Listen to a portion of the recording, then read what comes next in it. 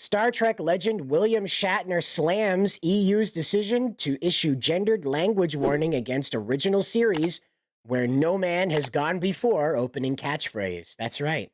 They're mad about that, where no man has gone before. It's amazing. Spencer Bakuli brings this to us from over in Bounding into Comics. According to Star Trek lead William Shatner, a recent recommendation made by the European Union against using the offensive gendered language featured in the original series intro sequence is yet another example of presentism run amok in modern society.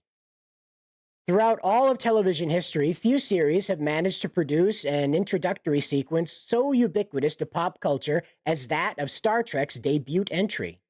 As featured in all but 2 episodes of the original series run, with those exceptions being the 2 pilot episodes, which were later included in the series' first season as The Cage and Where No Man Has Gone Before, respectively.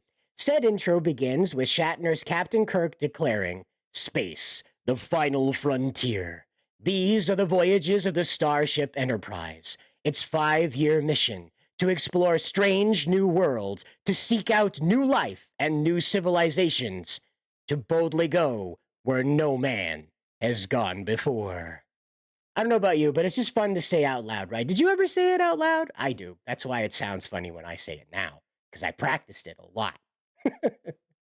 However, despite his declaration clearly using the term in reference to the concept of mankind and not just the males of the human species, the European Institute for Gender Equality chose to highlight Captain Kirk's message of hope as a negative example of gendered language.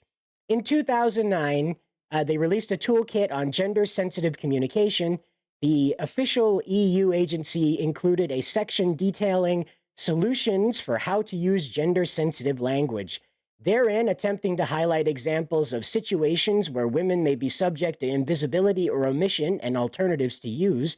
The EIGE presented the Star Trek introduction and recommended that to avoid offense, individuals should remove the gendered noun and instead recite the phrase as "to boldly go where no one has gone before." It's not that they've never done that before, as the article will go on to explain, but here's a table in how they explain this stuff. This is how micromanagey they've gotten about this, right? Look at this. It says each participant should submit his paperwork a week before the meeting, right? Now, over here it says a solution, it says his, her, and now the alternative is presented. Each participant should submit his, her paper a week before the meeting. This apparently is going to change the workplace utterly because women will now feel seen about turning in their paperwork a week before the meeting they're supposed to submit it in. Despite this toolkit being published nigh 15 years ago, its contents were recently brought to the attention of Shatner courtesy of British tabloid The Sun, who highlighted the document in an article published on January 27, 2024.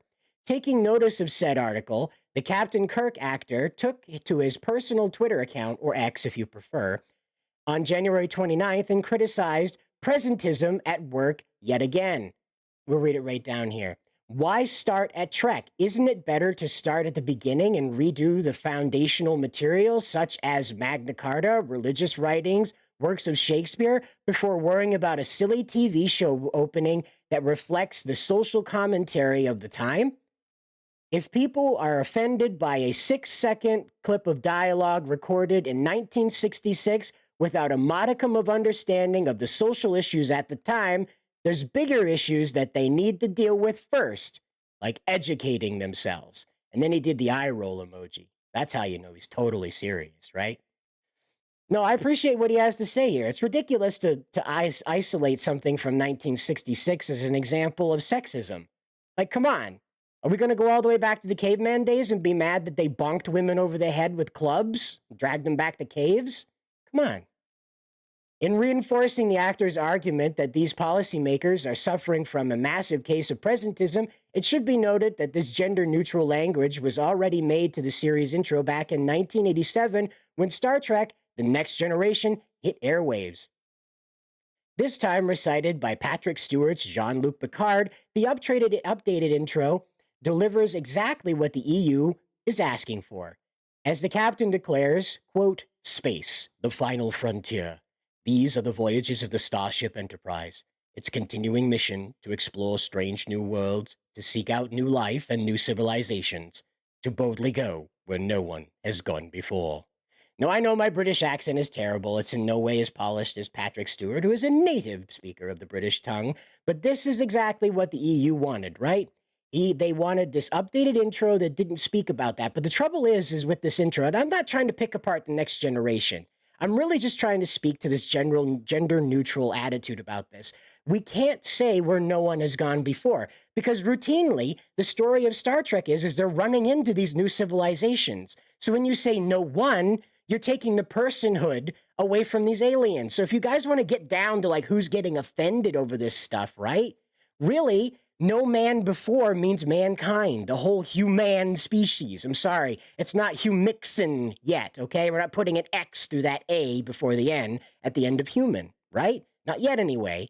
So by saying no man before implies that these are going to be the stories of human adventures, which again, this is what Star Trek is about. A post-World War III world where unity was achieved through the end of resource wars, basically, with the invention of replicators and warp speed technology, contacting the Vulcans, having contact with them, rather. And basically, the world arriving at peace is what Gene Roddenberry's vision was supposed to be. Now we're arriving at a space where we can't even say that humanity does good things anymore because somebody somewhere is going to be mad that we used man at the end of human.